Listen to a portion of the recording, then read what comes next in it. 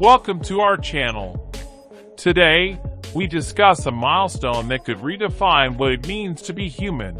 Why 2055 will see the first human born in space. Picture this. A baby takes their first breath not in a hospital, not even on Earth, but in an orbiting habitat, surrounded by stars. No, this isn't a Star Trek episode. It's the inevitable next chapter in our cosmic story. From IVF experiments on the ISS to trillion-dollar space colonies in the works, the pieces are falling into place. Let's explore how science, politics, and sheer audacity could make the first spaceborn human a reality, and why this changes everything. First, let's ground ourselves. Humans have lived in space for decades, thanks to the ISS, but birth is a different frontier. Gravity matters. Radiation matters. And let's not even get started on diaper changes in zero-G. But here's the thing. We're not talking about a quick SpaceX joyride. By 2055, private companies and governments plan to build full-time space habitats, orbital cities where people work, marry, and yes, raise families. Think of it as the ultimate gated community, except the gate is 250 miles up. The question isn't if someone will try to have a baby there. It's when. And the answer? Sooner than you think. Let's start with the science. In 2023, researchers sent frozen mouse embryos to the ISS, thawed them in microgravity, and watched them grow into blastocysts, early-stage embryos. Surprise! They developed normally. Humans? We're trickier. Our pregnancies last 9 months. Our fetuses rely on gravity for bone and muscle development. But here's the kicker. Artificial gravity is back on the menu. NASA's working on spinning habitats that mimic Earth's pull using centrifugal force. Pair that with next-gen radiation shielding, like water-filled walls or magnetic fields, and suddenly, space doesn't seem so hostile to parenthood. Now the players. Blue Origin's orbital reef, SpaceX's Starship colonies, and NASA's Artemis base camp aren't just for astronauts. They're blueprints for off-world societies. By the 2040s, these projects could evolve into full-blown cities with schools, hospitals, and you guessed it, maternity wards. And let's not forget the billionaires. Imagine a Jeff Bezos-esque figure offering citizenship to the first family willing to conceive in his luxury space condo. Tax breaks, fame, and a lifetime supply of freeze-dried ice cream. Tempting? For some. Ethical? Let's circle back to that. But biology isn't the only hurdle. There's the law. Who's a spaceborn citizen? The country owning the habitat? The corporation? Or a new space nation? In 2024, the UN proposed the Orbital Birthright Act, but it's stuck in committee.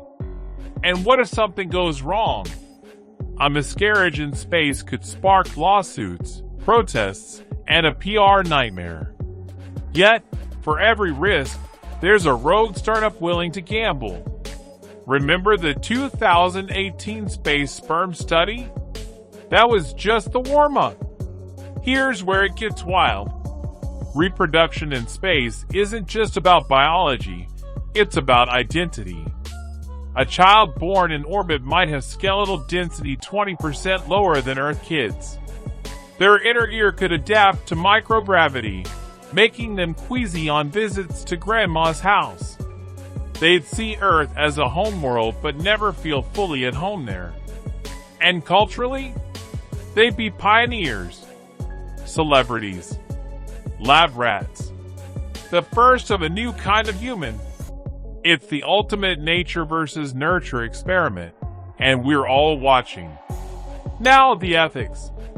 Is it fair to raise a child where a single hull breach could kill them? Whether every milestone is live-streamed to billions? Critics call it child endangerment. Advocates argue it's no riskier than the Oregon Trail. Besides, climate change might make Earth more dangerous than space by 2055. Imagine ads.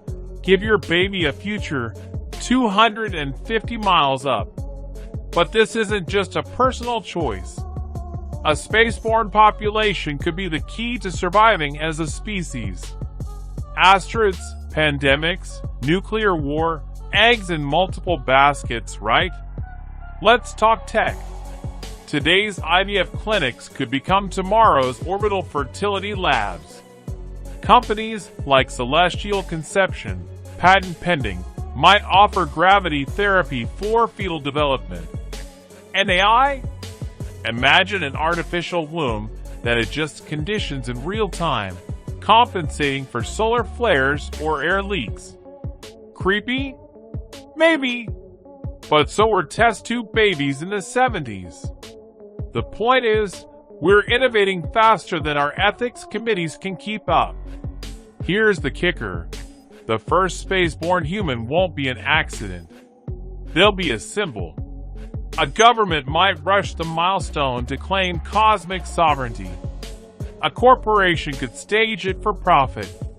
Or activists might do it to prove humanity's future lies off-world. Whoever tries, the world will watch.